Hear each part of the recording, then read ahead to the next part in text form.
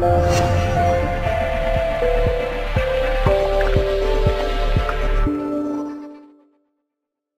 also just wanted to mention a couple of things, because whenever, and you might have this experience if you go and see your GP or somebody who really is not a follower of this type of eating, and they'll say to you, you can't take carbohydrate out of your diet, it's essential. You need the grains, you need the fibre, you must have it in your diet. Well, protein is essential. There's essential amino acids. We must eat protein. Our bodies cannot produce it. We must eat protein in order to function. If we remove all protein from our diets, we will develop deficiencies, we will develop disease, and we will die. Same with fat. We must have fat in our diet. It is absolutely essential for functioning, for life. Carbohydrate is not essential. If you had 0 carbohydrates in your diet, you could live perfectly well. Perfectly well. And someone might say, well, the only fuel, if you knew about this, the only fuel that your brain can use is glucose. Glucose is carbohydrate. So how can you say that? How can your brain function if you don't have carbohydrate? Well, because our bodies can produce carbohydrate from proteins and fats. So you don't have to actually eat them. There's a process called gluconeogenesis. It means glucose, new, genesis, the making of. Our body does that. It makes glucose from protein. It makes glucose from ketones. Our brains can also use as another fuel ketones. And ketones are a byproduct of fat breakdown or fat metabolism. Okay.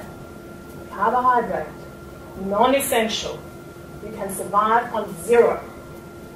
Okay. It's really difficult to get 0 carbs in your diet. Probably almost impossible, but you could survive. Okay. Go again. As our ancestors grew strong and smart on energy-dense diets rich in fat and protein. Just to be sure, when we're talking about carbohydrates, so that I know that you will understand what exactly I'm talking about. So what foods provide us with carbohydrates? We've got all our grains, all our starchy breakfast cereals, breads, barley, rye, all of those sorts of things. We've also got our very starchy vegetables, sweet potato, but there's other vegetables that also provide us with carbohydrate. We've got all our fruits. We've got dairy products, the lactose in our dairy products give us carbohydrates. We've got, what else? What am I missing here? All the lollies, soft drinks, fruit juices. These all have carbohydrates in them. So it's everywhere. Carbohydrate, okay? When you eat carbohydrate, it doesn't matter how it began. It could begin as a sweet potato, or it could begin as a lentil, or it could begin as a lolly. When you chew it up and you digest it, and it arrives in your bloodstream when you've absorbed it, it is going to be glucose most of the time. There is fructose on the side there, and we'll get to fructose in a minute, but I don't want to confuse you. Let's just say that most of the time, what lands up in your bloodstream is glucose. So it doesn't matter how it began. It's glucose when it's in your blood. Okay? And there's a whole theory about glycemic index, which we'll go into in a second, as a way of maybe limiting the impact of this glucose, and I'll tell you why this is not the way to go. So what happens when glucose arrives in your bloodstream? As soon as glucose, sometimes this even happens when you know that you're about to put a carbohydrate in your mouth. You don't even have to actually have chewed it or swallowed it yet. Your insulin is released. Insulin is released from your pancreas. Why do we need insulin? Because it's no good to have glucose floating around your bloodstream. When there's too much glucose in your bloodstream, it is toxic. That's why diabetics run into so much strife, because they're not getting that glucose out of their bloodstream fast enough. You know, we've got about 6-7 litres of blood in our bodies. You know how much glucose your body wants there to be in there, in that blood at once? A teaspoonful. Anything more than that, and you've got insulin jumping all over the place, jumping up and down, trying to get it out of the blood. 1 teaspoon. Think about how much carbohydrate you have to eat to get 1 teaspoon of glucose into your bloodstream. It's minimal. So you have anything beyond a teaspoon, and you've got the pancreas pumping insulin out. Why do we need insulin? Well, insulin, let's draw a little picture so that it can make a bit of sense. So here you've got your blood, and here you have your muscle or your liver or whatever cell it is. And you've got your glucose that's come into your bloodstream over here, and then bang, you've got, make these square things over here, you've got insulin that comes along. And why is insulin coming along? Because in order to get the glucose out of the blood and into your cells, so into your muscles or into your liver, wherever it needs to go, that insulin acts on these little receptors over here on the cell, and once insulin attaches itself to these little receptors, it sort of like opens the gate so that glucose can get in. In the most simplest form, that's what happens. Your insulin will attach itself onto this little receptor, and the receptor will cause this little opening so that glucose can go into the cell and out of your blood. So if you've got lots of glucose, you need lots of insulin, so that we can get that glucose out as fast as possible. All right, that's great. That system's working beautifully. But what happens over time?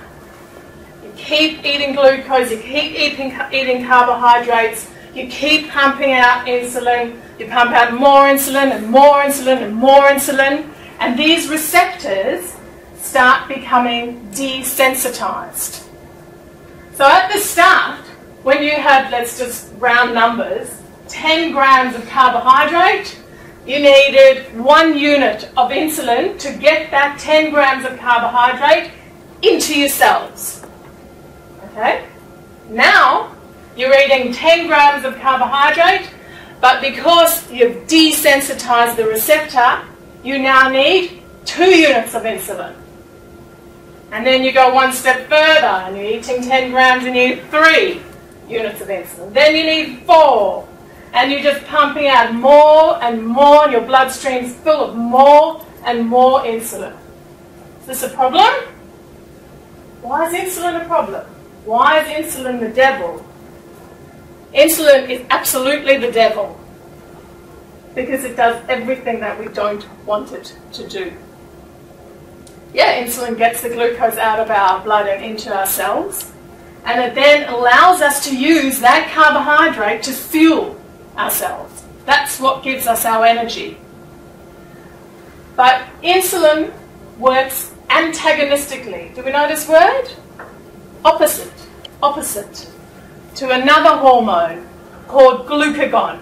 Now, I don't want to cram your brain so that it feels like it's going to explode. You don't need to remember that word, but just know that there's a system that works oppositely. And what insulin does for carbohydrates is what glucagon does for fat. But they cannot work together. If we've got lots of insulin, we've got a little bit of glucagon. So it's like a seesaw. If we want to start burning more fat and less carbohydrates, we've got to make this happen. So insulin inhibits fat burning. We will not burn fat if we have high levels of insulin. If you've got insulin, everything around fat burning, fat oxidation, fat mobilization comes to a halt. It's not happening. So if you've got lots of carbohydrates coming in and you're just constantly filling your system up with insulin, and remember now, because you're getting, your body's getting used to it, and those receptors are getting desensitized, you're getting more and more and more insulin.